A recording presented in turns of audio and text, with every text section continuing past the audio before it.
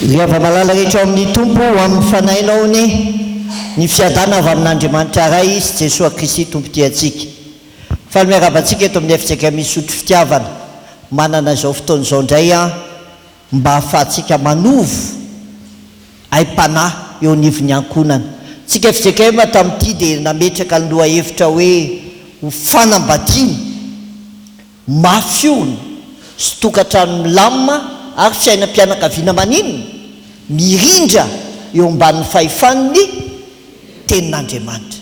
Ary zany mba faniritsika raha tonga eto hoe mba hanahoana re fiainam-panambadianay tena miorina mafy ve?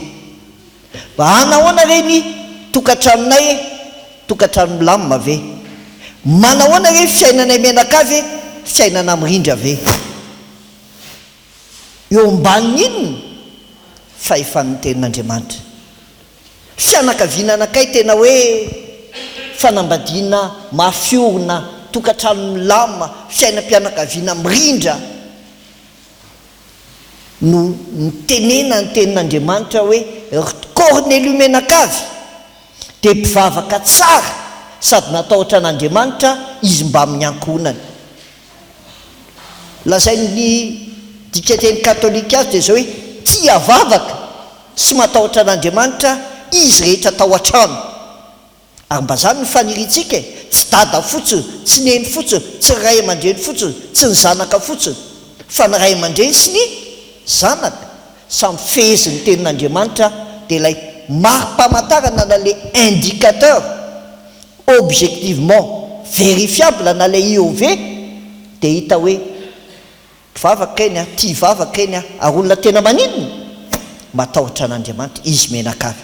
Amin'izao fotoana manko mandringa na ny ray aman-dreny no mivavaka, zanaka tsy hita izay anaovana azy, na ny zanaka ny talao mivavaka satria ny ray aman-dreny efa tsy hitatsony. Dia androany leo hoe zanaka mahay manaja sy mankatony ray aman-dreny araka ny didin'Andriamanitra no anisan'ny tena hotsindrintsika. Kanefa mamelahy ianareo iverina kely amin'ilay lafiny anankitelo satria zao tokotelo ny fampiankina ny fanambadiana maninona mafiona mahatonga ny zanaka hay hanaja ray aman-dreny satria misy modely hitany ao.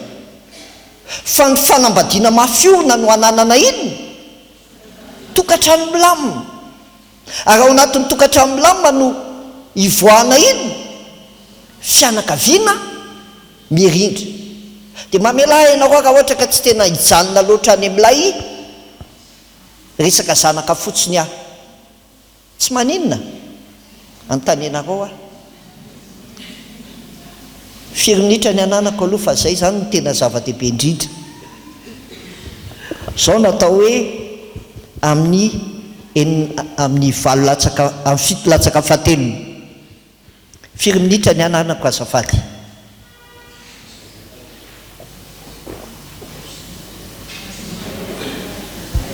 Adiny ray eny ary tompoko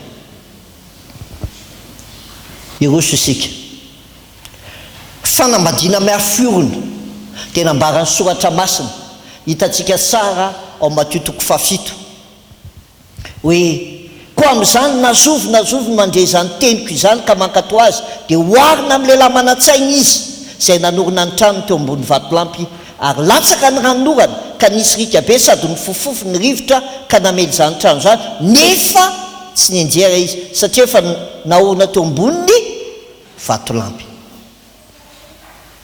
Raha misy olona manao trano ny anisany akana fotoana betsaka indrindra dia ny fanaovana ny fototra.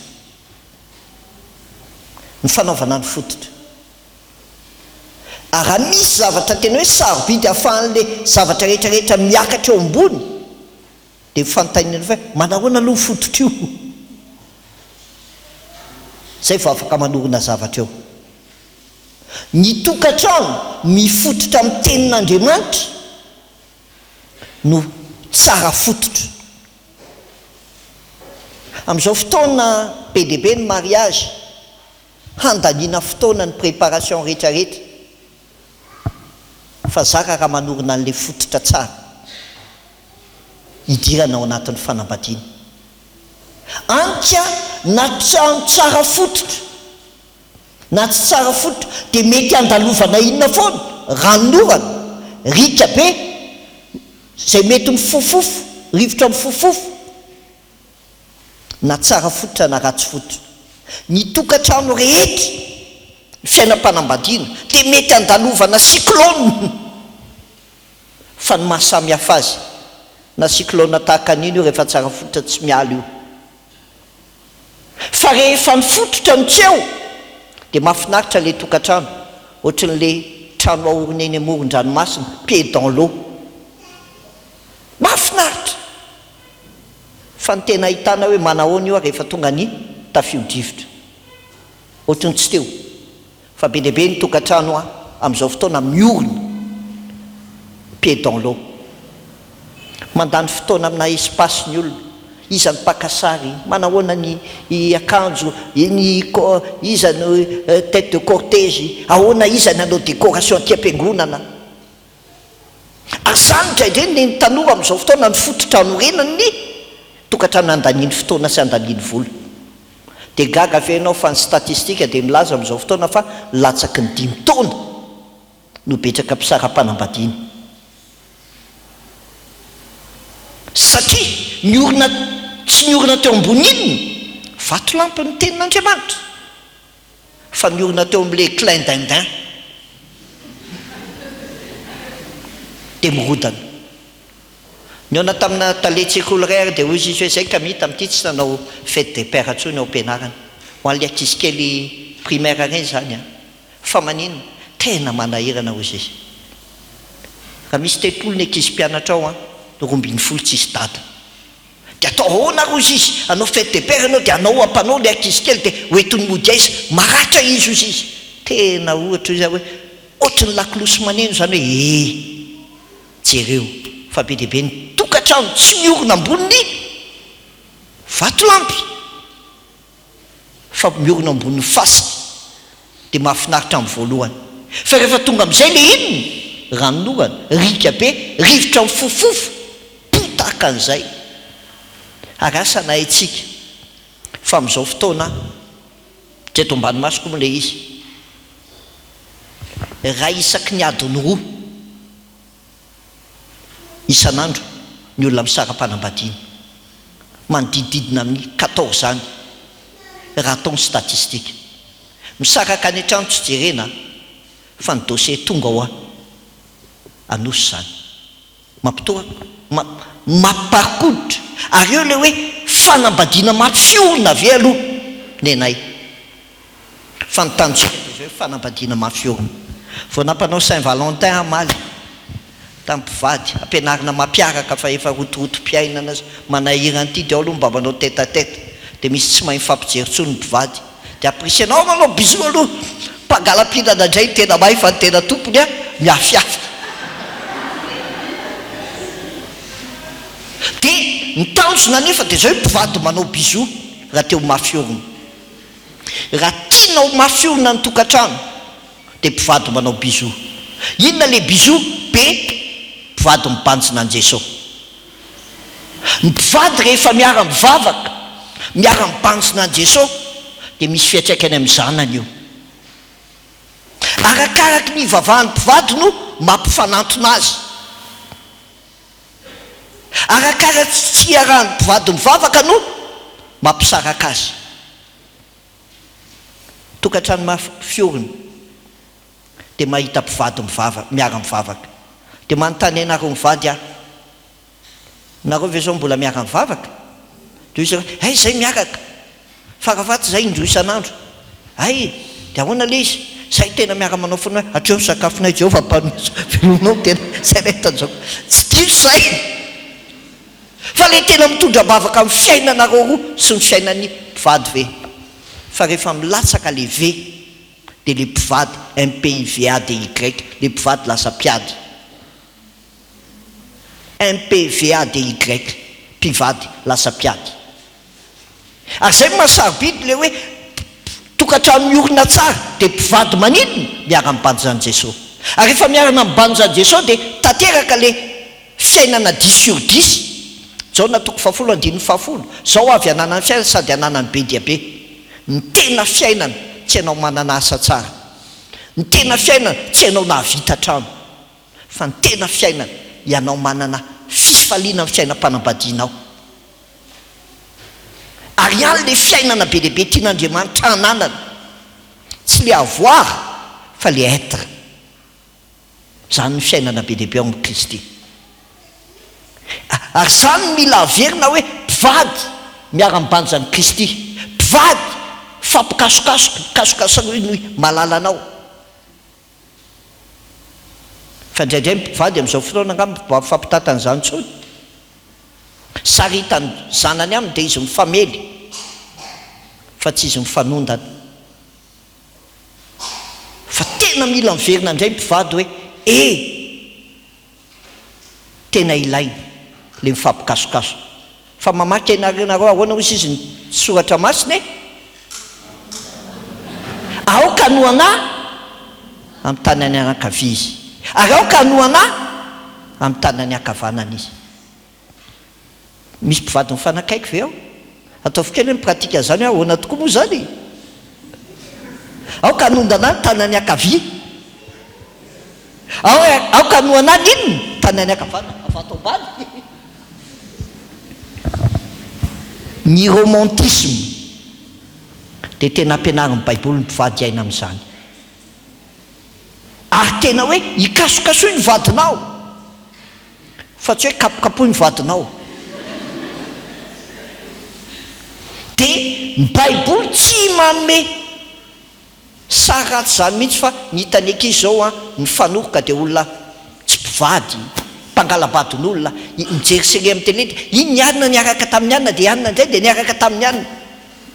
Dia manjary simba lay sary tianao hita, fa ny soratra masina nefa dia miteny hoe engaleka hanoroka amin'ny fanoroan'ny vavany izy, fa tsara nony divay ny fitiavany. Tsy ny mpangalam-piana an'izany ka hoe Saint-Valentin dia misy moa zany mafimafy vava hoe ny Saint-Valentin tompoko dia fetin'ny mpifankatia mpisipy, fa tsy hainanao efa manambady sy olon-dehibe ireo, fa ianareo miandrasa ny fetin'ny taranaka. Manahira fa zao iaino ny tena fitiavana. Atao vitany zanaka ao hoe mifankatia dada sy neny. Ary zany le espèce rare en voie de disparition. B mpanjiny Jesosy, I kasokasoy ny vavitao, Z zarao ny fiainanao. Tianana tokatrano mafiorina ve mpivady mila manao sipa. Ary ny problème amin'izao fotoana mpivady tsy mahay manao sipa ntsony, tsy manao sipa ntsony, fa tena mpivady mila manao sipa. Fa tsy le eritreretinareo fa le sipa CIP, SIP, communication interpersonnelle. Mpivady ny tena mila manao SIP, communication interpersonnelle, fa misy mahay miresaka amin'ny vadin'olona fa tsy mahay miresaka amin'ny vadiny. Misy mizara ny fiainany any amin'ny olona fa tsy mizara ny fiainany amin'ny vadiny. Aty aminareo ihany ny tsisy an'izany. Fa tokatrano miorina mafy dia mpivady fampizara fiainana. Na ny mafinaritra na ny manahirana. Ary ny mpivady afaka manao an'izany dia mpivady mpinamana. Hoy ny Baiboly, tsy ataoko hoe mpanompontsony ianareo fa ny mpanompo tsy malala izay ataon'ny tompony, fa efa nataoko hoe sakaiza ianareo satria izay rehetra reko tamin'ny raiky no nambarako aminareo. Rehefa meilleur ami anao ny vadinao dia satrinao hiresaka amin'io. Fa misy ny vadiny tsy namany fa misy indray ny namany vadiny faharoa fa ny vadinao ny fampizaroan'ny fiainanao. Ary zany ny fanampitsika raha manao izao herinandro ny fianakaviana izao hoe avy ireny milaony indray ny vadinao atao sakaizanao tahaka ny hoe nataon'ny tompo. Tsy mpanompo isika fa sakaiza dia nyzarainy ny ainy, nyzarain'izay any anatin'ny ainy. Ary fanambigeza be ho antsika zany amin'izao fotoana. Mpivady mifampizara aina. Taloha moa zany ny atao hoe sipa dia hoe gnin, bokaka, ary nisy fotoana atao hoe sakaiza fa amin'izao fotoana tsain dia reny ny tena maninona fampiresaka fa ndao indrayntsika manambady ndao hizara fiainanao aninona vadinao, ndao hianatra aninona ifanakalona indraindray raha tsy mora ndraindraiky mora miresaka amin'ny vadin'olona no miresaka amin'ny vadiny teny satria efa misy zavatra be lehibe ao anatin'ny sainao fa fanamby ny fampiresaka. Ary ny mpivady tadidio fa ny mpivady ekipa ray fa tsy mpivady mpifaninana, tsy concurrent-nao ny vadinao fa coéquipier-nao. Ary rehefa ekipa ray dia satry foana iresaka fa rehefa adversaire mpifaninana anao ohatrinona ny ampidirinao za koa mba mikaramo, inona ny diplômanao za koa mba nianatra, mifaninana, mpivady mifaninana. Fa ny vady a tsy natao hifaninana fa manahoana ny anareo roa tsy mafiona io raha mbola raisinao ohatra ny mpifaninana aminao vadinao, fa mafiona io rehefa raisinao tahaka ny ekipa ray. Ary ny mpivady dia tena hoe ao anaty fo iray, ary zany hoe fo mitambatra iray. Ary mpivady fa tsinona mpifahavalo, fa misy mpifahavalo vao miteny le ray dia contré sur contré. dia ny ankizy manao arbitre dia mba manahoana ny anareo roa fa tsy afaka manana fianakaviana tokantrano mafiona isika raha tsy manana toe-tsaina tena mpivady fa tsy mpiady. Fa tadio fa rehefa latsaka le veo latsaka le victoire dia le mpivady lasa mpiady. Ary ny victoire antsika dia le ve dia le vavaka ao amin'ny vadinao venao ta io izy iny lasany, fa rehefa fahavalinao ny tanako tena mandehady aza verina fa raha vadinao jesosy ta io indray izy iny lasany iny arovy amin'ny fakapanahy mehoery tianao iorina dia mila miverina fa tsy sanatria noho ny fiarahamonina amin'izao fotoana dia zao ny lasa misy zao tsisy mifampizara fiainana fa ohatr'izao dia be lehibe mpivady maninona présent absent, présent absent eo ihany fa ohatrany tsisy eo fa samy maninona samy maka ho azy, samy maka ho azy. Mpivady mafiorina tsy tahaka an'izany fa be dehibe nge mpivady vao mody dia hidiny ny vavany any ivelona izy fa vao mody izy juk midy io vavany io antika ao an-trano maninona miaraka ihany fa tsy mifampiresaka firy. Ary le ray ary leo be dia tapenany tandremo fa ny fiainana be dehibe dia ny fiainan'ny mpivady ny tian'Andriamanitra hanomezana an'izany.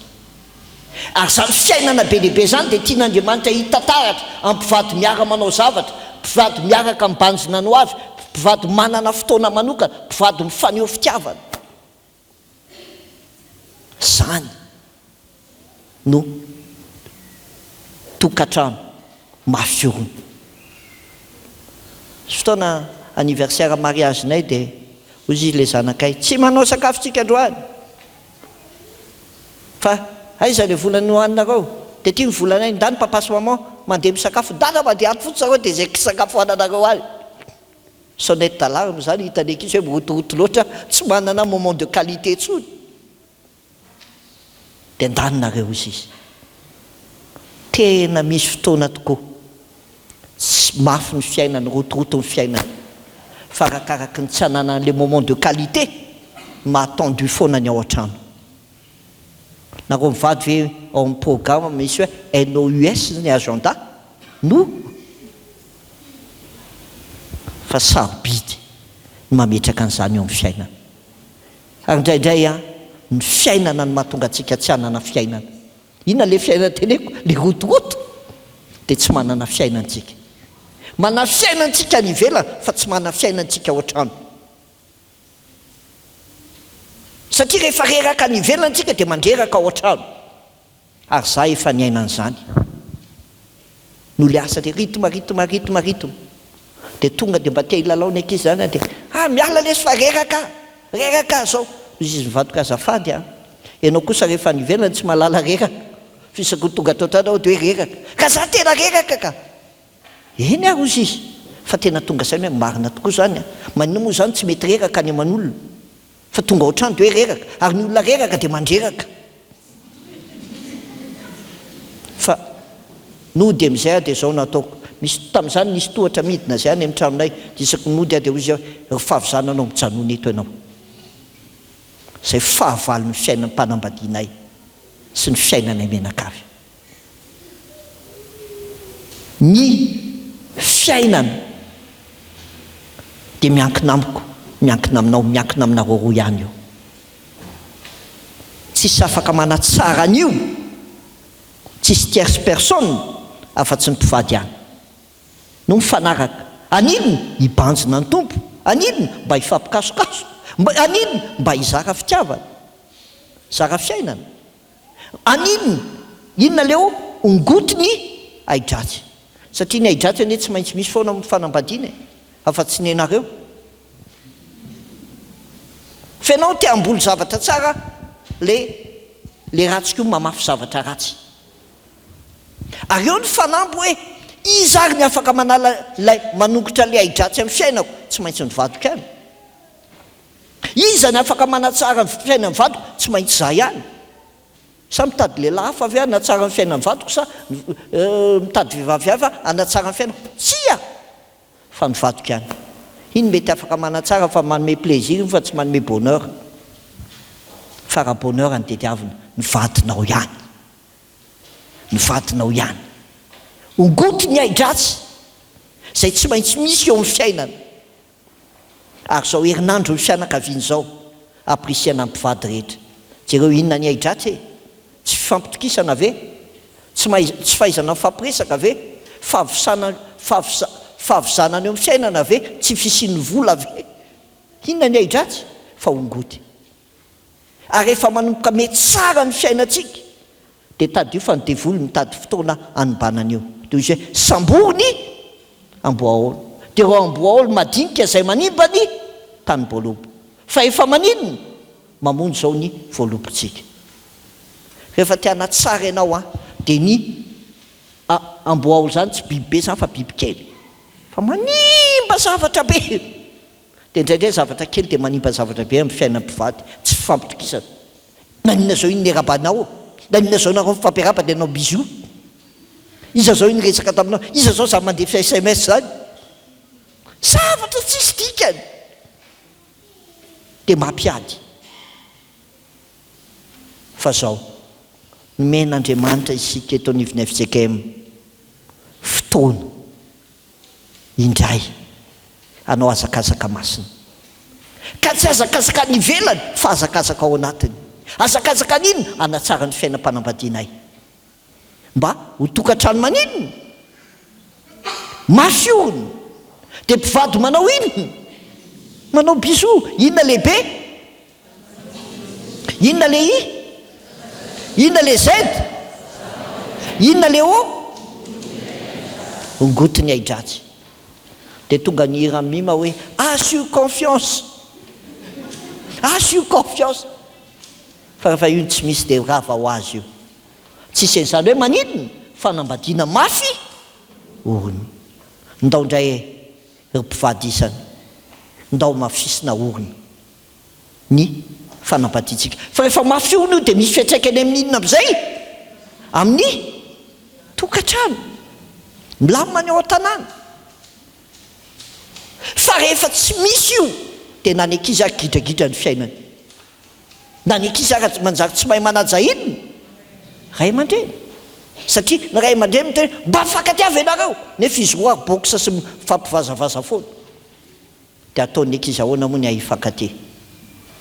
Eo le fanamby hoe te hanana fanambadiana mafiona mba hitsinjovako n'inona? Tokantranonay.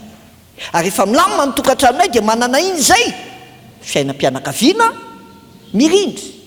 Dia zay vao afaka na zanaka maninona manaja sy mankatoa ray aman-dreny araka n'inona didin'Andriamanitra. Ny ankizy manko ao an-trano tadidio fa zay ataonao mikikika reny kokoa noho zay teneninao. Ce que tu fais crie plus fort que ce que tu dis.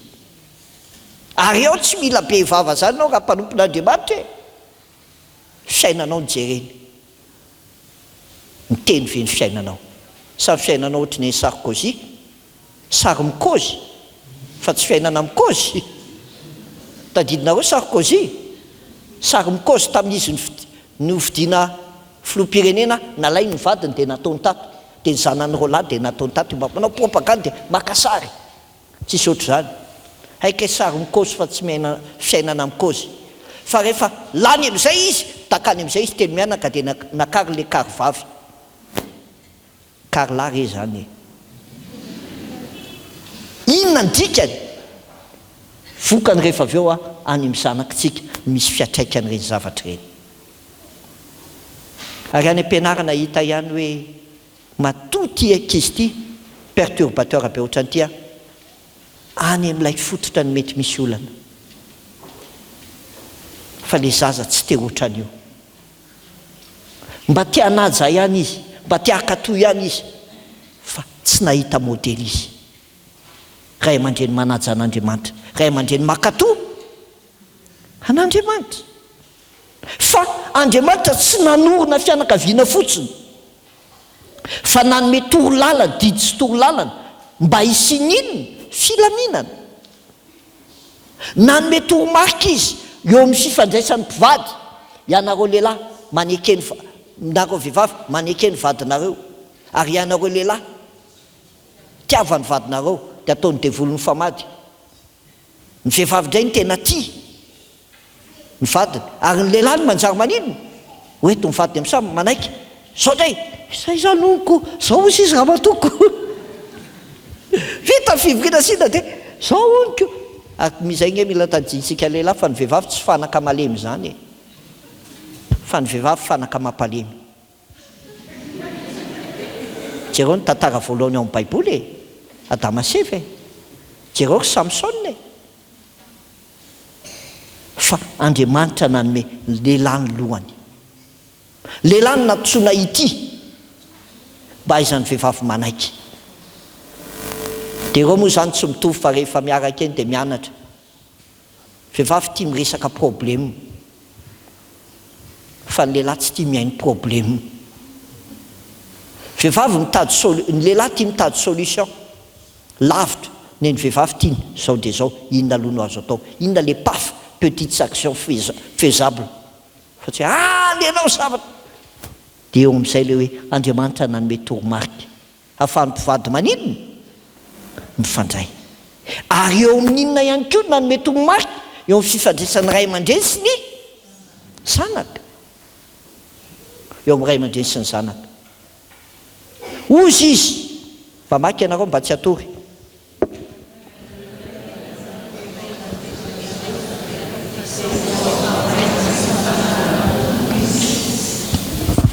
Ianareo ray aza mampatesitra ny zanakareo fa tezao amin'ny famaiza sy ny fananaran'ny tompo izy.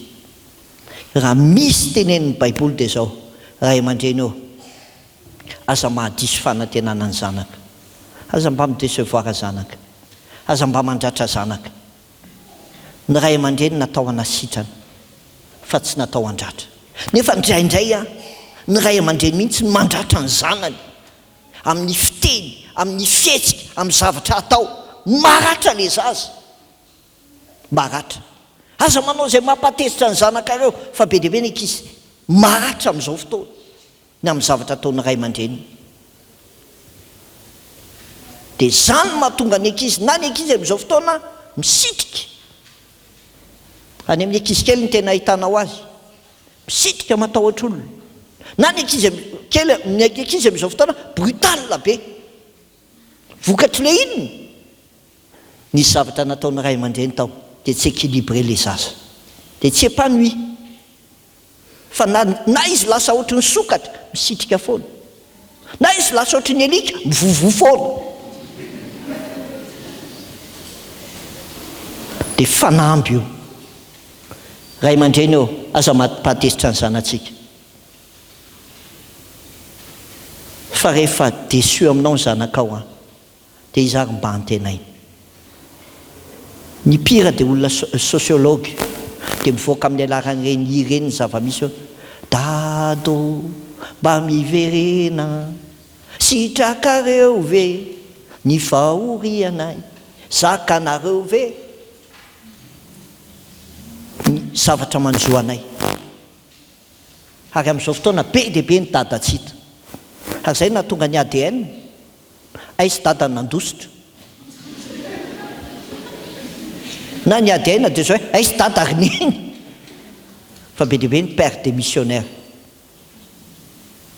jereo fa reny mpianakaviana daholo ny tonga eto izao fa aizy dada aza mampatezitra ny zanakao fa tezao amin'inona tezao amin'ny famaizana sy ny fananarana ny tompo izy. Ny ray aman-dreny no tompon'ny fahefana ao an-trano raiky izy fa tsy ianareo. Ny ray aman-dreny mila samy mana fahizanaka fa amin'izao fotoana ny zanaka ny manafay ny ray aman-dreny famady. Ny zanaka indray manafay ray aman-dreny manomboka amin'ny ankizy kely iny dia efa manafay ray aman-dreny. Avy misakafo za tsy hihinana, avy io afa vita sakafo za hijery dessin animé, avy fa vonoko ao ary sakafo vava aiga mihinana sady mihinana le zaza indray no mibaiko. Very ny autorité ray aman-dreny raisy ny fahefana atao fantatry ny zanakao fa ianao ny olo-dehibe ao an-trano tsy zay tiany io fa zay tianao. Azonao ve zany raiky izy aza manonga mpanjakana fa ny fahefana ao an-trano dia dada sy neny ary raiso ny fahefana tezao ary faizo ny zanakao. Fa amin'izao fotoana ny fiainan'ny fiarahamonina délocalisena ny fanabeazana ny ankizy. Ray aman-dreny tsy mahazo manafay ny zanany intsony indrindra fa ny an-dafa migadra ianao. Baiboly tsy nanao an'izany. Ao ny autorité voalohany mila fantatry ny ankizy satria rava ny fiarahamonina any dia tsy mahagaga raha ohatra ka tsy mena nesorina tamin'ny ray aman-dreny inona ny autorité. Ary le famaizana tsy hoe daroy izy fa atao fitsapana izany atao hoe inona ny vokatra ny zavatra atao fa tsy vitany hoe fahaizina fotsiny fa maninona anarinao amin'izy ao amin'ny tompo, anarinao amin'ny tompo. Ray aman-dreny eo raha tsy ianao ary mandray fananarana avy amin'ny tompo ahoana ny ananaranao ny zanakao. Fa ndao hiverina amin'ny planin'Andriamanitra isika ray aman-dreny ary ny zanaka ihany koa dia nyteneny hoe anaka manekeny raisiny renao ao amin'ny tompo fa marina izany manajany raisy reninao. Rakizy eo zavatra roa ihany io ihany misy teny fikasana ho anareo ao amin'ny baiboly. Rehefa manaiky sy manaja dasineny dia ho tahina ianareo izy mitondra fitahina ho anao ny fanajanao dada sy neny fa mitondra problema ho anao ny tsy fanajanao dada sy neny. Baiboly matony teny manike ny raisy ny reninao, matony teny manaja ny raisy ny renao ahatsaranao zany. Tadidiko tsara zao vao miverina tamiko mihitsy zay teny mamanay taloha hoe miteraha hita teraka tokoa anao dia hitanao hoe aikay moa zay le izy. Fijeriny ray aman-dreny tsy ohatra ny fijeriny zanaka. Bolo avy ao moa tsika rehefa avy ao fa mari-pamantarana tamin'ny Cornelio dia zao tsy dada fotsiny no mivavaka na mamy fa izy menakava mpivavaka tsara sady natahotra an'Andriamanitra izy mba amin'ny ankonany rehetra. Ndao hiary hiverinao amin'ny tompo e na ray aman-dreny na ny zanaka. Ndao hiaraka metraka amin'ny fiainantsika eo amin'ny tompo e isika menakavy fa manahoana moa ny tokantrano rehefa misy fandraisana andraikitra mandray ny andraikitry ny ray aman-dreny, mandray andraikitry ny zanaka, mandray andraikitry dada, mandray andraikitry neny, mandray andraikitry zoky, mandray andraikitry zandry. Tena tokantrano maninona misy filamina maninona maty olona fa manahoana rehefa tsisy fandraisana andraikitra ao an-trano, tsy mandray ny andraiky ny ray aman-dreny, tsy mandray andraiky ny zanaka, tsy mandray andraikitra ny mpivady, dia manahoana ny tokantrano ohatra izao.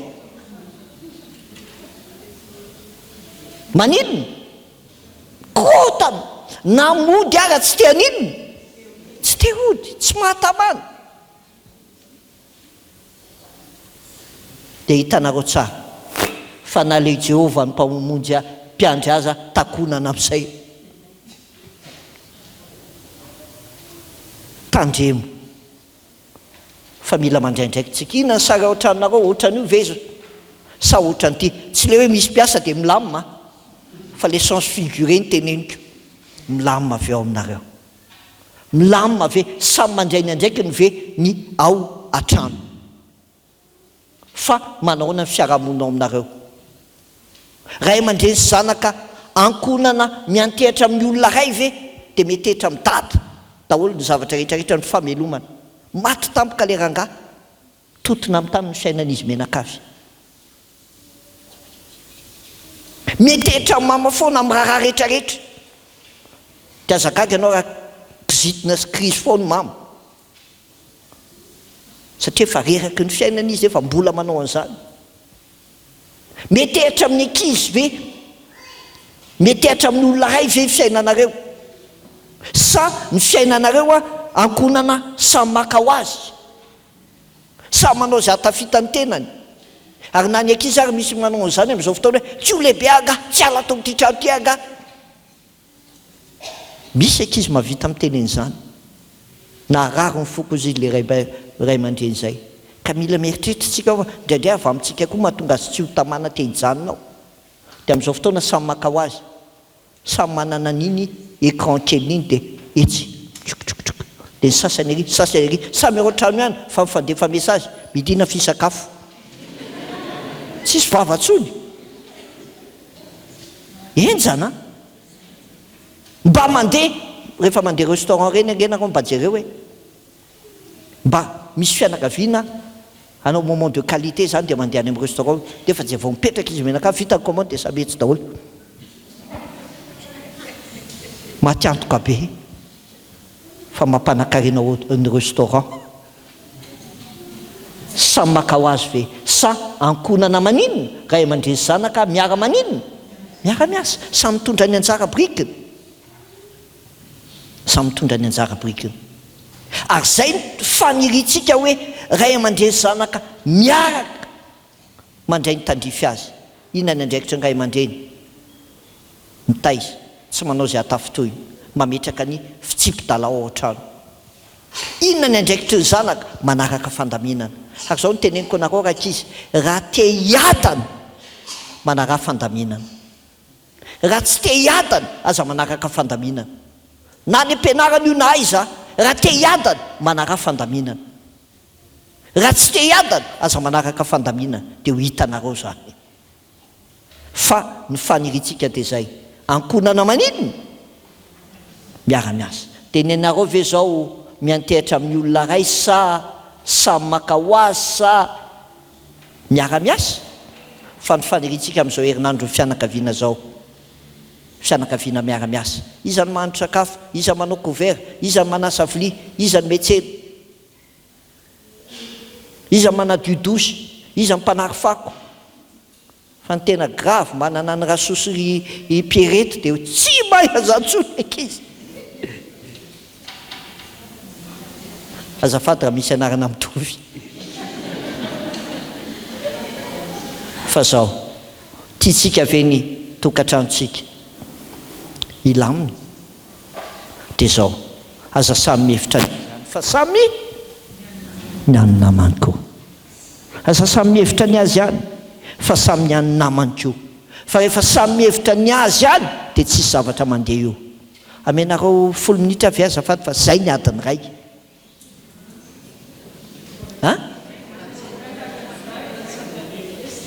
Tsy ampiadana ary tia kay moa efa nirehatra ela be teo, dia zay mahadiso ny chrono ako. Ay zay nahadiso ny chrono ako efa nirehatra ela be teo io kay. Ok, aza samy mihevitra ny azy ihany fa samy ihany ny namany koa. Rakizy io mba hevery dada sy neny efa mivoaka maraitsy ariva miasa mafy io ho anareo, miendrika fanajana sy fanekena izy. Ray aman-dreny eo tsinjovo no avy ny zanakao, dia aza manao izay mampahatezitra azy. Fianao ny tezitezitra avany dia any amin'ny zanakao no fototra ny fahatezerana. Dia mahatonga le hoe mon père est bon pour les autres mais pas pour nous. Narary ny foko ny tena tataray ny ankizy izay a. Dadanay hoy izy any am-piangona ao be fa tsy zany dada rehefa ao an-trano. Ary zany ny frasy tena atao aoko tsy hivoaka ny vavany zanako indrindra. Tsy tiako hivoaka ny vavany zany. Hoe io dadanay io na io mamanay io tsara ho an'ny olona ny ivelona fa rehefa atao an-trano tsy zany io. Aza samy mihefitra ny azy any. Fa saminy any ankona hevery ny ray aman-dreninao. Indrindra fa amin'izao vanim-potoana me mafy ny krizy zao. Hevery dada sy neny. Zanaka mahay manaja sy manaiky ray aman-dreny araky ny tenin'Andriamanitra tsy natao hitondra vesatra fa natao hitondra fanamaivana. Vavao any dada sy neny, ta io dada, ta io neny. Ary rehefa tonga ny problème hoe tombavaka izy. Hoe tombavaka izy. Maizy aza mihevitra nenao ihany hoe fiainana ary tefa sarotra fa hevery ny maizy azy ny zanakao. Fa melomana ny vita foana ihany fa le fanabeazana. Ary io fanabeazana io tsy afaka manolo an'io afa tsy isika ray aman-dreny ihany. Sika ray aman-dreny ihany ny afaka migarantira ny zanatsika ary miresaka amintsika kristianina io. Baiboly dia miteny hoe vavolombeloko ianareo any Jodia, Samaria zay vao any Jerosalema. Ha? Fa ahoana e? Ha? Jerosalema aloha. Fa Jodia, Samaria zay vao any amin'ny farany tany. Dia zao ny tadidio ray aman-dreny a. Aza samy mihevitra ny azy ihany ka hoe niasako. Tadidio tsara fa raha tsy tonga ianao miasa misy manao foana iny. Fa raha ianao ny banga ohatrany tsisy afaka amenao niny. Raha tsy hoe maka dada hafa angamba na maka mama hafa. Fa hafa ihany dada sy mama. Tsisy afaka manolo niny ao an-trano. Fa ianao raha marary ihany a. Misy olona mitsangana foana manao ny ataonao. Ary zany nianatra an'izany. Heverinao fa niany no izy. Non. Camille, ato. Jerosalema aloha. Fa ny devolo ny mampirisika anao an'iny hitodika any ivelany. Jerosalema aloha. Ary zay ny mahasarobidy ty loha hevitsika efitsika amin'ity hoe fanambadiana maninona. Zay mivady aloha mila mifampijery. Mba hananana inona? Tokantrano milamina. Dia hananana inona? Fiainam-pianakaviana mirindra. Satria fehezininona ny fiainanay tenin'Andriamanitra. Ary zay le tenin'Andriamanitra vakiana teo. Inona ny arovany zatovy lalaka le antsio voalotra? Balizy ny fiainany ankonana dia ny tenin'Andriamanitra. Dia zay ny faniritsika. Fanambadiana maninona? Miteraka inona? Dia manjara nanantsika inona? Fiainakaviana mirindra. Ary ny lakle dia any aminareo futur papa sy futur maman. Iza ny futur papa sy futur maman? Ianareo zanaka. Ary io no école de la vie voalohany ao an-trano. Rehefa tsy mahay ao ianao dia tsy mahay hitondra tena rehefa any ivelany. Fa tsy hoe za dia rehefa any amin'ny tokantranoko dia atao fotsy zao lia. Resaka fotsiny zany. Atomboy ao. Atomboy ao ny mianatra manaiky fahefana. Atomboy ao ny manaiky mianatra manaja. Dia ho hitanao zany fa hainao ny manaja olona sy manaiky olona koa. Ary mampanaja ny zanakao sy mampanaiky ny zanakao. Dia hitantsika tsara inona no amaritana ny fianakaviana na ny ankonana ray hoe mifankate. Tsy izy manao vakansa na izy mandeha ry dia makasary. Fa reny virtuel fotsiny reny e. Makasary dia ohatra hoe fianakaviana miadana milamina be kitra manao sim. Zany foana moa zao malaza manao sim isaka mandeha dia manao sim. Hainareo le sim? Na roara-panaoko. Inona le sim? Sarindray mipika. Clic selfie. Clic selfie. Dia ohatrany hoe fianakaviana milamina be rehefa manao vakansa rehefa zao. Rehefa zao. fa jerena kay rehefa tena jerena virtuel reny fa tsy réel fa ny réel ny afantarana fa mifankatia ny fianakaviana dia ninona ny mari-pamantarana dia ny fifankatiavan'ny ankonana ny fifandraisana no azo amaritana ny fifankatiavan'ny eo anivon'ny ankonana manahoana ny qualité ny relation anareo manahoana ny qualité ny communion anareo fa ny andrefesana hoe ao tsara zany ankonana zany fa tsy hoe reny le mivoky ny trano dia ohatry ny fianakaviana milamina fa avy nanao séminaire tany Tomasina tamin'ny herin'ny androany tamin'ny herinandro iny tomany le ankizy vavy kely zaho izy izy tena problème be nangataka fionana zay hoy izy raha fijeriny olona atao am-piangonana anay ohatra hoe tsisy ohatra anay kanefa hoy izy dadasiny tsy ohatra zany mihitsy rehefa netrano ny fifandraisanay zaho izy izy miezaka manasitrana ny mamanay foana fa tatanay ohatra zao mamanay koa ndraindray gizitita dia nicrée problème dia za foana hoy izy ny eo anelanelany dia ny ivelany dia ny olona mihevitra hoe za io tena miadana sany hoe hay vavitokana hay manana hay makatso makeroa fa tsy hitany olona hoy izy ny ranomasoko miaraka amin'ny namako hoy izy tsisy mahalala zay problème manay ao an-trano fa za mahalala an'le izy naharary ny haiko naharary ny haiko hoe tena tsapany ray aman-dreny izany hoe fahorin'ny zanaka tsisy fifandraisana tsara zany ao an-trano za izy tsy rahahiko hoe aterina tomobila mandeha mianatra sina fa mba faniriko dia ohatra mba tena hoe réel ny fiainanay fa tsy cinéma ety ivelany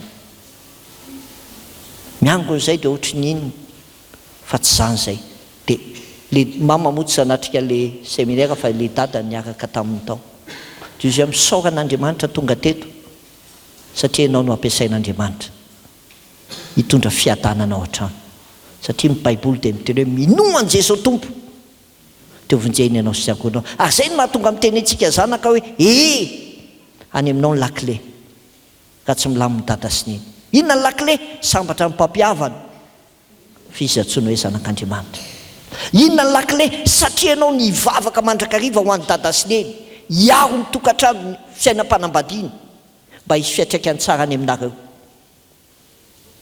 dia inona ny fiatraikany rehefa avy eo mahazo fiadanana ny fiasan'Andriamanitra ary zay nge nahatonga ny asa raha inareo le ambojatovo fitiavana le manao lira hoe ankonana sambatra tokantrano sambatra vavaky ny ankizy ho an'ny dada sy neny ny qualité any relation no ahitana fa mifankatia ny tokantrano ary io any amin'ilay tsisy pahita fa rehefa efa hitan'ny olona eny manko a mahay miresaka tsara daholo fa manahoanareo nentin'Andriamanitra ty tsika aboridany mba hananantsika fiainam-baovao ary io no fototra fa amin'izao fotoana mandroso ny moyen de communication fa miembitra ny communication proprement dite les moyens de communication ny téléphone internet zao reny mandroso fa ny fifandraisana samy olona miembitra ny fitaovam-pifandraisana mandroso fa ny fifandraisana samy olona miembitra ary amin'izao fotoana ny fitaovam-pifandraisana mampifanakaiky ny fanalavitra fa mampifanalavitra mifanakaiky mampifanakaiky ny fanalavitra ny olona nivelany mahazo j'aime commenter partager fa eto anga mahazo j'aime mihitsy na tsara ny sakafo nataony eny nananao volo ary vadinao anga hitanao akory fa ny anivelany mahazo j'aime commenter partager ny fanambo antsika kristianina ndao a tsosombany ny fitaovam-pifandraisana ny fiainany ankonana ka manomboka zao rehefa misakafo ohatra apetraka fa tsisy telefôna mipetraka ambony latabatra finoy ny télé fifamaraina efa tsy miara misakafo ataondra efa tsy miara misakafo ariva koa mbola isy panelingella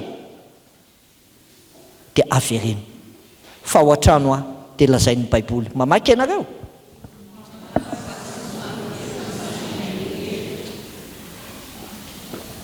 ny mahafaty sy ny mahavelona samy hainy na ianao zany ao an-trano mamono olona na ianao mamelona dia amin'ny akapobeany vavanao io mamono sa mamelona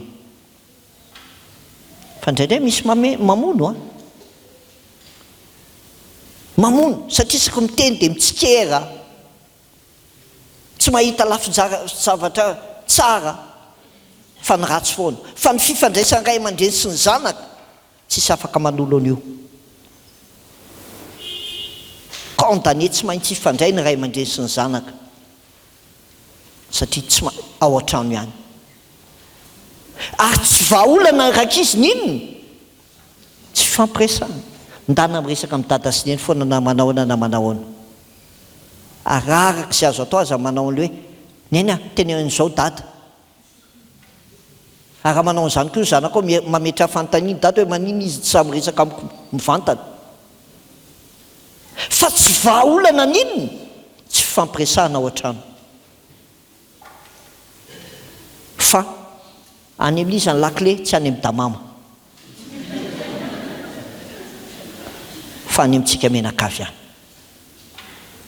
noho izany ny sarobidy ao an-trano dia mila mianatra mahay miaino mpifampiaino ny olona mahay mifandray tsy ny olona mahay miresaka fa ny olona mahay miaino ary zany afantarina hoe iny mahay mifandray aman'olona tsy hoe izy oa fa izy mahay miaino olona ary zany nahatonga an'Andriamanitra nanao ny sofina anankiroa dia ny vava ray important no miteny fa deux portant no miaino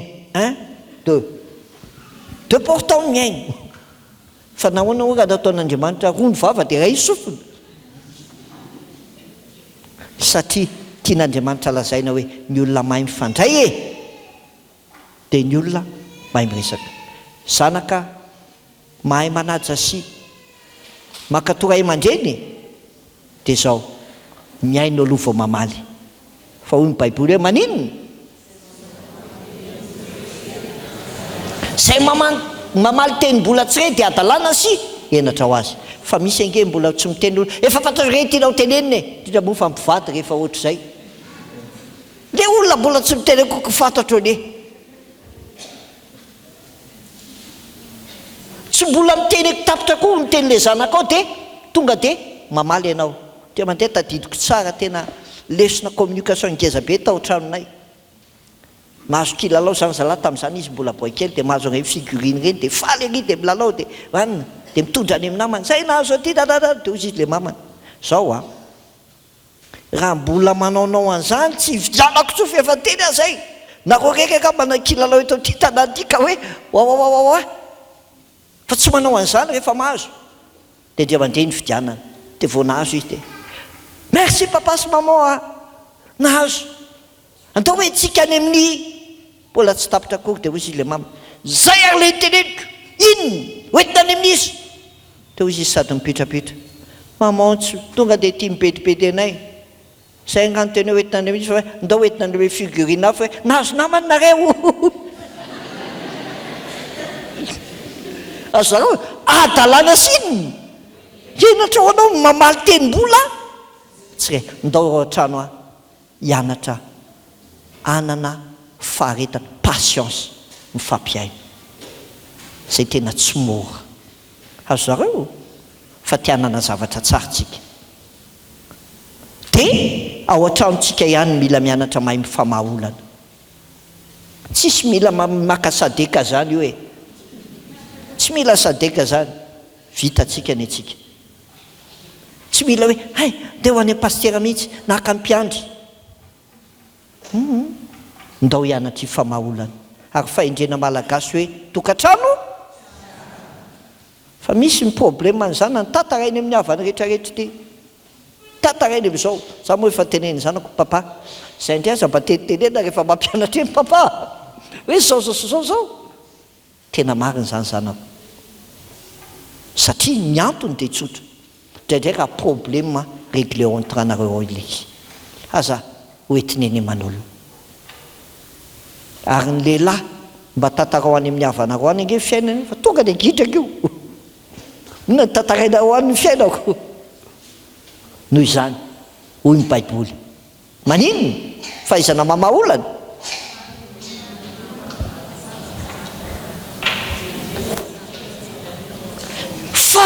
olona mavaly tsara n'inona vavany ary indreny atsara ny teny atao amin'izay andro mamety azy ny famahana olana indraindray manao zavatra tsy mety ny zanakao misy fotoana indraindray tsy mila teneny eo eo alao izy anao auto évaluation alao izy anao auto compréhension zavatra tsy entina ataony fa raha mininy ianao miteny izy efa vonona hoe hiteny indray zao io fa tonga dia miomana izy tsy réceptif atsony izy fa misy fotoana aleo tsy miteny tsy andro maninona mamety ary rehefa misakafo fadio mifampibedy mandritra ny sakafo. Ny sakafo tokony moment de qualité ho an'ny fianakaviana fa tsy resana problème fa raha vao miresaka problème ianao sady tsy miditra tsy miditra ny sakafo nofo tsy miditra koa le zavatra tianao tenenina mitediava andro mahamety fa mahana olana ary inona ny vato misakana fifandraisantsika ao an-trano indraindray rehefa be resaka na be tsy miteny ahoana izy zaiko inona na maninona miteny foana titinina dia indraindray le reny mpianakaviana miteny foana le mpianakaviana ohatrany zara fa miteny dia mila mieritreritritsika fa vato misakana ny fifandraisana ao an-trano fa ny tenin'Andriamanitra dia miteny manao hoe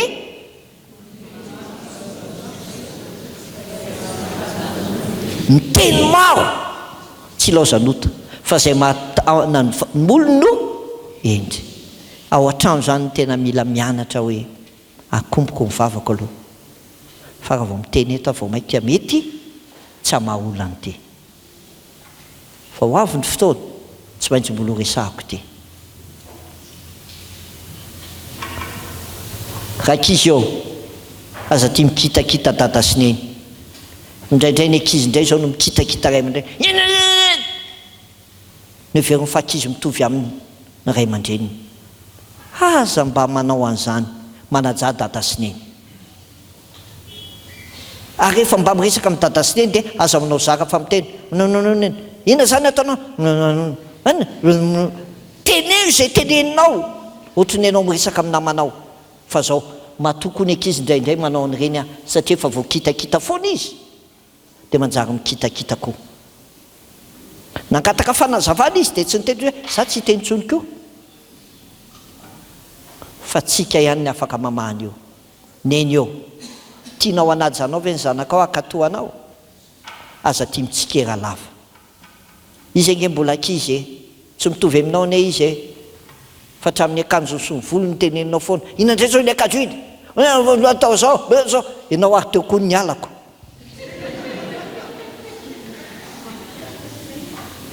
fa période mety lalovany reny azarao dia ny tsikera lava io tsy mitondra zavatra tsara ao an-trano ary ny baiboly ary dia miteny ohatra zao ahoana hozy izy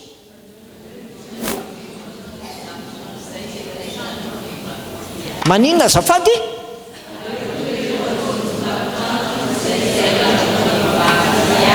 ka rehefa ny vehivavy isaky miditra dia voateny daholo miditra ny ankizy voateny miditra raka taiza indray ianao taiza ny marina ala zao taiza sahirana ianao tsisy tamanamody ao an-trano marina fa mafy be ny zavatra ataonareo reny mpianakaviana fa ny vehivavy ao amin'ny baiboly zavatra ataon'Andriamanitra tsara avokoa afa-tsy zavatra ray ihany ny zavatra tsy tsara nataon'Andriamanitra ary ny voan'ny teny tsy tsara voalohany dia zao hoe tsy tsara irery raha lehilahy ka dia hanaovako vady sazy izy zany hoe nanaovana ny vehivavy aninona anatsara hafa ihany zany tokantrano misy vehivavy zany neny eo ianao ny loharan'nim-piainana dia aza vonoina ny aina fa ny aminao ny aina satria izay midika ny teny hoe evo dia hoe aina tianao azo aina ny vadinao tianao azo aina ny zanakao any aminao ny lakile tsy midika zany hoe tsy manao an'izany ny ray aman-dreny fa ny reny hafa ihany mama, tena hafa ihany mama. Ry zanako aza be famaliana, tsoky ny tenenina dia mamaly foana, mahita tenenina foana. Ry zanako aza tia mitaraindava, mama hitanao indray moa nataony anina, tsy manome ainy zany rakizy aho. Ary aza tia maninona mandositra koa rehefa misy zavatra, na aza maninona manamafy hoe za hity ato amin'ny chambre avy misakafo za tianany avy zeranny anareo asa manamafy fa zanaka manaja sy manaiky ray aman-dreny manaraka fandaminana ao an-trano. Aza be famaliana, aza be fitarainandava, fa io manimba zavatra eo an-trano. Meteza rakizy ho goma fa tsy taiki rayon amin'ny fifandraisanareo. Ainareo ny goma raha olona normal na mampiasa goma ny zavatra diso ny fafana, fa ianareo ny taiki rayon ny mandrangitra ihany ny tena andro pisiny. Dia aza mba taiki rayon ao an-trano fa meteza ho goma. Ary ny baiboly dia miteny hoe manao hoe ahoana hialao ny fifandirana. Ahoana ho sisy?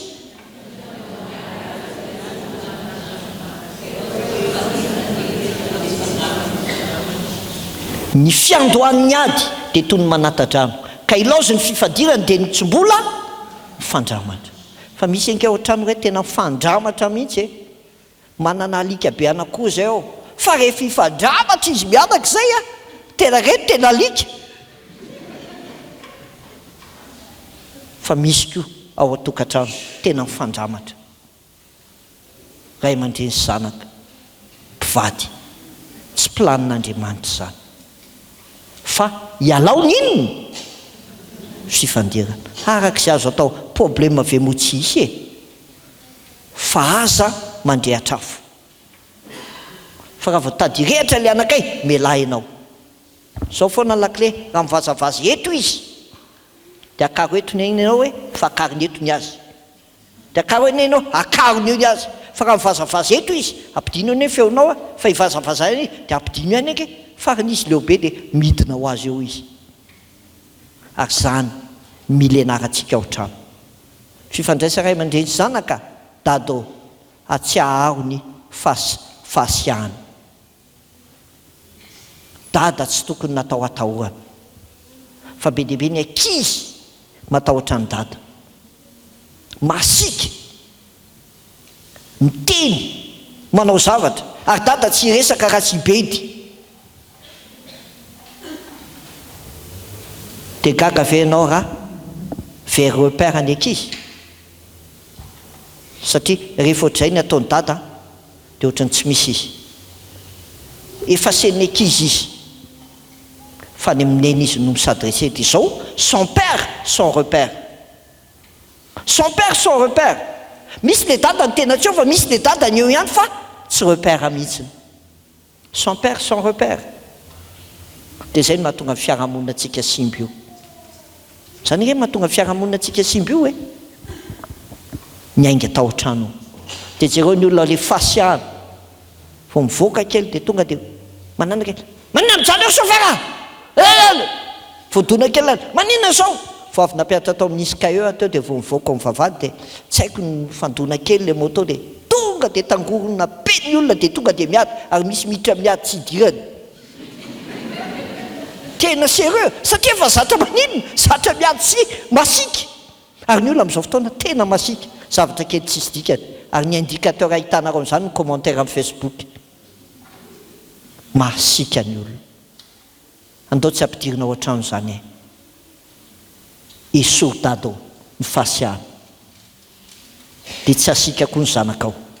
Fa raha ianao masika dia manjary masika koa ny zanakao, satria iny ny modely raisiny amin'ny fifandraisana.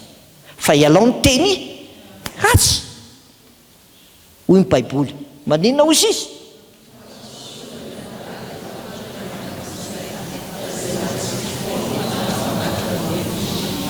Ny fahatezerany fahasosoran'ny adala dia fantatra miaraka amin'izay. Vao pitserina kely ny bouton tonga dia miakatra afo. fa zay mahatsindry fo amin'ny fanalam-baraka no endry. Ary inona moa mahatonga antsika ray aman-dreny mitrotra sy manino io manala baraka anay mihitsy, manana anay mihitsy, fa zay mahatsindry fo amin'ny fanalam-baraka no endry. Tsy very zay tsy ho zanakao io na ahoana na ahoana. Ary raha tianao ny zanakao finoa ny ambom-ponao dado. Fa raha mbola ny ambom-pontsika lehilahy tsy hisandratra ay anaja sy anaiky ny zanatsika. Ary inona le ambom-po? Finoa les moi. Inona les moi? MOI, maladie orgueilleuse incurable. Le orgueil. Sandray mbola andefitra. Ilaza sakely io ndray. Zao ndray. Dia tratra n'izany dia ozy izy teneny zanako, papa mba mampianatra nefa zany ary natao papa. Tsy maintsy mihodina ianao. Tena azafady le tsy. Za koa ne mbola olombelona e. Za koa ne mbola manao diso e. Hainy zanako izay dia misy fotoanako izy amin'izay mahay maninona. Azafady fa tsy nety le nataoko. Fa rehefa anao no miziriziry foana dia iziriziry ohatray koa ny zanakao. Dado, tianao hanaja ny zanakao, tianao hanaiky ny zanakao, dia manekeko ny fahalemenao, manekeko ny tsy fahatanteranao, fa mbola olombelona isika. Ary ao an-trano tsisy azo afenina ny fiainanao. Ao mivoaka daholo ny d'origine. Dia ny d'origine ny tediavin'Andriamanitra amintsika. Hamarana antsika azy dia izao, ny fanalahidin'ny fifandraisana araka ny soratra masina. Satria fianakaviana miorina, mafy orina, tokantrano milamina, fiainam-pianakaviana mirindra, eo ambanin'ny fahefaninona tenin'Andriamanitra. Dia ny tenin'Andriamanitra dia mampianatra antsika manana fanetretena ary manana faharetana. Ary ao an-trano ny tena école an'io, ao ianao ny mianatra manana fanetretena. Rehefa ny ivelany nge mahay manetretena daholo e, tsy maninona e, afa-janona izany e. Fa ao an-trano amin'izay no tena ilanao an'izany hoe non, ato any mila mianatra manetretena. Na ray aman-dreny na zanaka, na ny lanany vavy. Ary ao no mianatra inona? Faharetana. Ao no tena tsy mora indrindra, fa ao no tena mianatra faharetana, persévérance. Eo amin'ny fiainana leo be efa tenenina foana fa zao ihany, manana faharetana, fa mbola iovy io. Ary indraindray maty ary ianao voatsaron'ny zanakao daholo ny zavatra hitana velanao teo amin'ny fiainanao. Maty ane Jesosy vao hitan'ny olona daholo ny fitiavany e, fa izy nanana faharetana hatreo ambony hazo fijaliana azy. Fanalahidy manetretena, fanalahidy manana faharetana. Ary ao anatin'ny faharetana misy fiaretana. Ao anatin'ny faharetana misy fiaretana. Ary ao anatin'ny fiaretana no mahatonga faharetana. Dia ny lakile dia izao hoe ndao hianatra e, hiteny marina ampitiavana. Ao an-trano ndao hianatra e, dire la vérité mais dans l'amour. Andao tsy hifandaindainga ao an-trano hoe, fa misy mpivady mifandainga, aiza le voly lany. Lany iny, hitanao fa efa be dia be problemako. Aika lefa sisiny tany amin'ny fianakaviany tany. Zanaka tsy samy tenin'ny marina eo amin'ny ray aman-dreny. Le rangahy tsy samy tenin'ny marina amin'ny vadiny. Ka na ny telefônina ny ary tsy avelan'ny kitiana. Vao mipetraka ekeny ny telefônina ka kitia le vadiny. Avelao iny, manana kitianao ny telefônako. Fa ka tsy azo kitia. Effet personnel ako iny e. Tsy milamy manontany. Tsy milamy manontany. Fa mila manontany hoe fa maninona nefa. Dire la vérité mais dans l'amour. Rakizy eo ndana mianatra miresaka amin'ny dada sy neny. Dia rehefa miresaka amin'ny dada sy neny miresaka mpanajana. Miresaka amin'ny fitiavana. Fa amin'izao fotoana manomboka any am-pianarana ny ankizy dia tsy mahay manaja olona intsony dia ohatrany hoe azo tenenina daholo izay tiana tenenina. Fa misy cadre foana ao an-tranao hatraizany fetra. Dia hoy izy ny Baiboly hoe milaza ny marina satria maninona?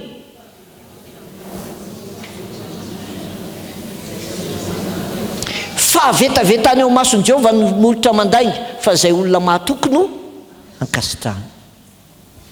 Ndao tsy fandaindainga ao an-trano ao fa inareo ny anamarinana ny lainga.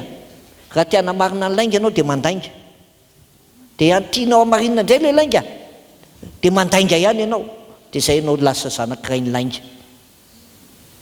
Fa ny anamarinana ny lainga dia lainga, fa ny fanekena ny lainga ny manala ny lainga. Azareo ndao ao an-trano hianatra hifamela, maiza mifamela heloka ianareo tahaka ny namelanareo ny heloka ny hafa. Ny olona reto haitsika ny mamela heloka ny olonako, maninona ny ao an-trano tsy haitsika, fa ndao atomboka ao an-trano mianatra mifamela.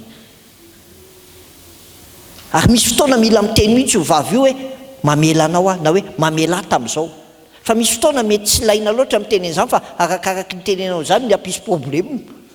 Ake zany nieritreritra ao fa mila fahendrenao amin'ny tompo le izy. Azareo fa ny important dia diovy ny fonao, diovy ny fonao dia mangata fahadiovam-po hoe Andriamanitra ampianarao ay amela heloka, indrindra fa zay atao trano. Fa misy maty vao mifamela heloka efa mitsitra mamela ana tamin'le zao, mamela ana tamin'izao, raha afaka dakoka iny maty iny baitany fa ina nataonao tamin'iny, fa tsy afaka miteny tsony izy. Fa ny olona velona ny angatana famelan-keloka fa tsy ny olona maty. Dia aza mamaly ratsy, tsisy izay tsy diso eto amin'ny fiainana eny fa reseo amin'ny sony ratsy. Dia hoy ny Baiboly manao hoe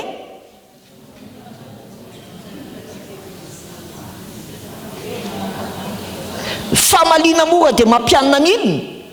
Zay le niteko raha miteny mafy izy dia mitenena mora dia mijanona ny fahatezerana, fa teny marary mahatonga inona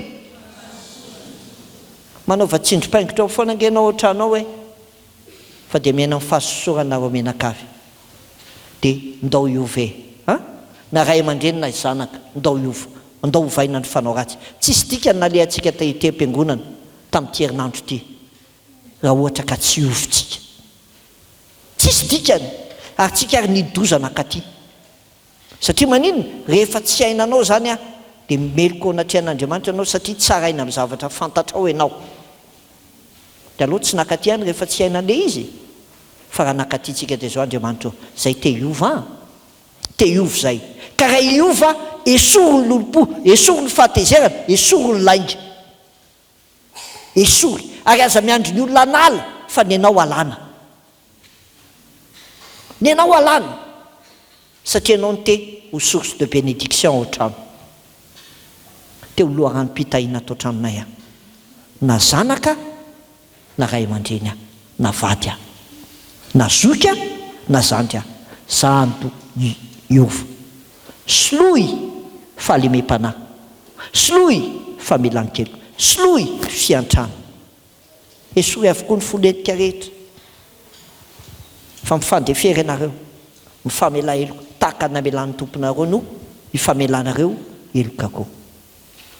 Amin'izay fotoan'izay dia inona ny zava-misy ary hita fa mpivavaka tsara sady matahotra an'Andriamanitra izy mba amin'ny ankonany rehetra.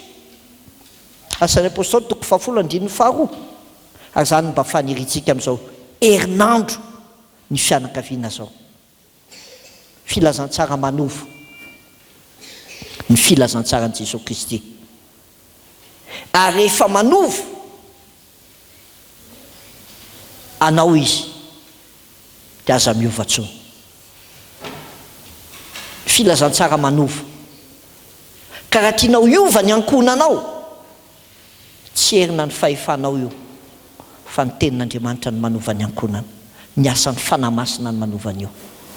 Dia ameo toerana ny fiaraha-mivavaka ny ankonana, ameo toerana ny tenin'Andriamanitra eo anivony ankonana.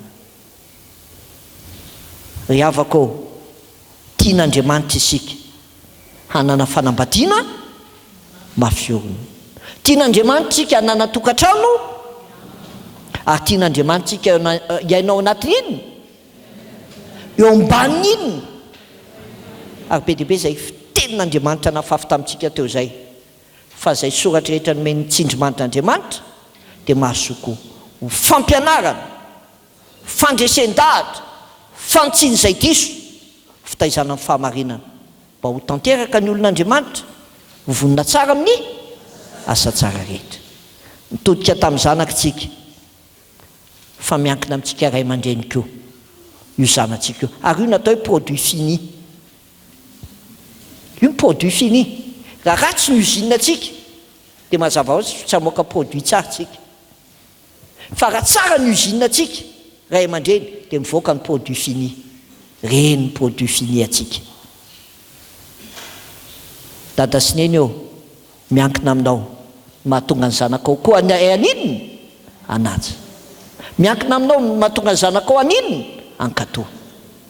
Miankina aminao no mahatonga ny zanakao ametraka mahasarobidiny inona tenin'Andriamanitra eo amin'ny fiainana. Fa miankina aminao io. Dia manomboka zao miarah mivavaka ao an-trano miarah mamaky baiboly dia ho hitanareo zany. Voaka ny ray aman-dreny ho eto am-bavaka izy, voaka ny vadinao ho eto am-bavaka izy. Mandeha mianatra ny zanakao tsy ho forano izy, tsy ny pastera ihany ange natao hitsodrano hoe fenao ray aman-dreny mihitsy mila mitsodrano ny zanakao. Tahin'ny tompony ianao zanako, fa soavan'ny tompo anaraka anao, fa midrapon'ny tompo aminao, fiadanan'ny tompo hiaraka aminao. Tena tsy ho forano ny zanakao izaoko mivoaka ny trano.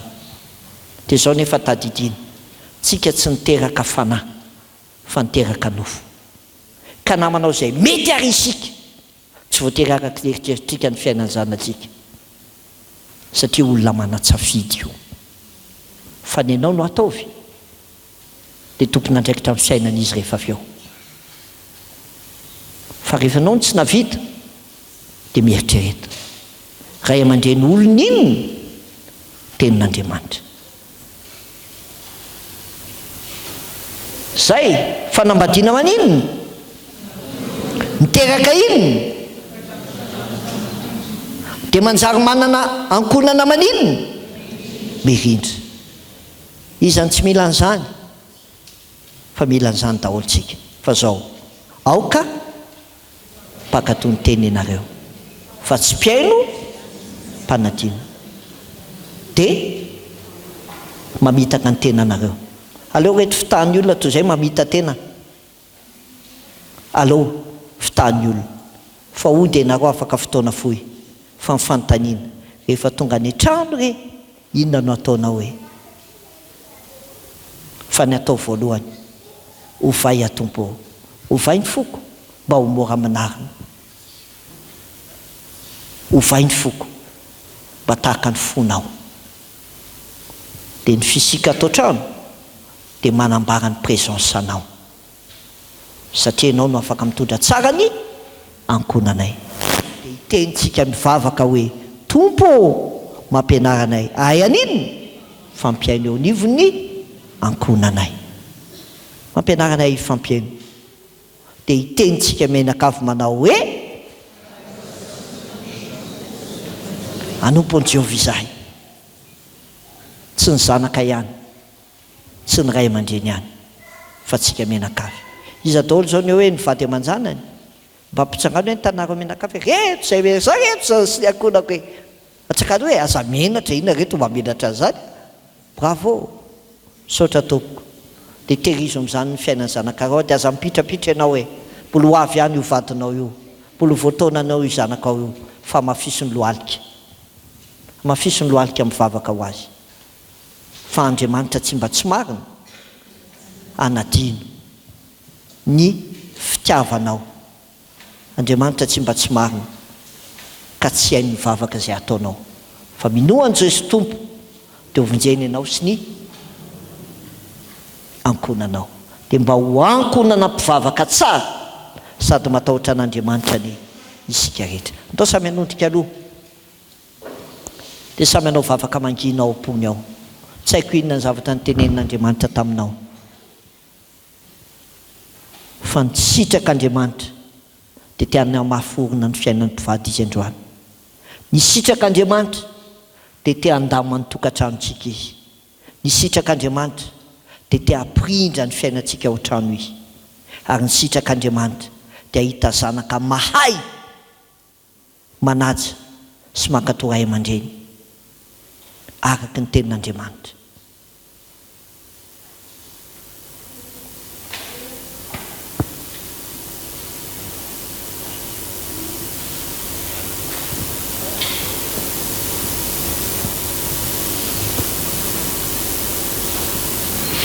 Sotra izay Jesosy menao fotoana teto, satria misy zavatra tianao havaozina eo amin'ny fiainanay, misy zavatra tianao hampiorenina eo amin'ny fiainanay, misy zavatra tianao hanasitranana ny fiainanay manokana, fiainan'ny ankonanay. Dia nentinao teto izay be dia be tokoa ny zavatra azonay natao hoe na mipetrapetraka natoritory tany an-trano fotsiny ihany aza, fa ny tao mifanainao izay dia voataona. Ary fantatray fiainao ny mahalala izay teny iainanay ao an-trano, mahalala ny mahafaly anay, mahalala ny manahirana anay, mahalala ny zavatra tsy mahatafavoaka anay koa aza, fa ny angatahanay aorendray ny fiainan'ny tokantranonay, fanambadianay, ny angatahanay alamindray ny tokantranonay, ny angatahanay ary indraondray tompo ny fiainanay menakavy. Ary misy fianaka tokantrano efa tena hoe miaina an'izany fanambadiana mijoro tsara, ankonana milamina tsara, dia arovo mba tsy ho latsaka, satria ny devoliko mitady ny fomba rehetra hanimbana anay. Dia misaotra ny fahafahanay mandray ny afatry ny teninao malalaka, ny teny maro tsy lozany no tahoy ianao. Raha misy teny tsy araka ny sitraponao, ny tenen'ny mpanomponao tsy mahasoa teo, dia aoka tsy azo fakakory na ny kely aza amin'ny fiainany reto mpanomponao reto, fa izay tsara avy aminao Jesosy, mba hamovo tsara eo aminay izany. Dia ho voninahitra ianaranao ny fahavelomanay, voninahitra ianaranao ny fiainan'ny ankonanay, dia manana tena fanavaozana fampiorenana avy aminao izay. Misaotra Jesosy Tompo. Amen. Tsy haiko na misy fanontaniana tsisy fanontaniana, fa aloha tsisy fanontaniana dia samy mitsakotsako any anatiny ihany, dia alefaso any ambony no fanontaniana, fa tena miteny io fanahy masina io, tena miteny io. Raha indrindra tompoko.